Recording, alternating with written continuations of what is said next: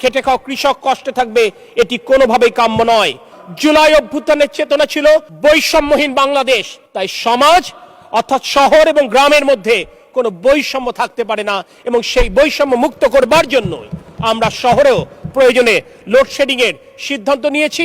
গতকাল বিদ্যুতের সর্বোচ্চ যে চাহিদা ছিল সেই চাহিদার প্রায় 16,000 মেগাওয়াট, তার বিপরীতে গতকাল আমরা বিদ্যুৎ উৎপাদন করতে সক্ষম হয়েছি 14,126.35 মেগাওয়াট, অর্থাৎ আমাদেরকে 2086 মেগাওয়াট লোডশেডিং করতে বাধ্য হতে হয়েছে। এবং এক্ষেত্রে একটি নীতি এই সরকার প্রথম থেকে গ্রহণ করেছিল, যেহেতু ফসল ওঠার মৌসুম, অর্থাৎ কোনোভাবেই আমাদের কৃষকেরা যেন ক্ষতিগ্রস্ত না হয়, অর্থাৎ ফসলের ক্ষেতে সেচের জন্য পর্যাপ্ত ডিজেল এবং বিদ্যুৎ নিরবিচ্ছিন্ন রাখবার নির্দেশনা মাননীয় প্রধানমন্ত্রী আমাদেরকে দিয়েছিলেন। আমরা সেটি নিশ্চিত করবার জন্য আমরা চেষ্টা করে যাচ্ছি।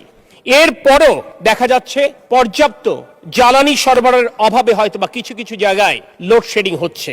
এই বিষয়টি সহনীয় মাত্রায় আনবার জন্য মাননীয় প্রধানমন্ত্রীর পরামর্শে এবং বিরোধী দলীয় নেতার সাথে আলোচনা ক্রমে আমরা রাজধানী ঢাকাতে 110 মেগাওয়াট প্রাথমিকভাবে পরীক্ষামূলকভাবে লোডশেডিং করবার সিদ্ধান্ত গ্রহণ করেছি। আমরা মনে করি শহরের মানুষ আরামে থাকবে এবং গ্রামের মানুষ অর্থাৎ খেটে খাওয়া কৃষক কষ্টে থাকবে, এটি কোনোভাবেই কাম্য নয়।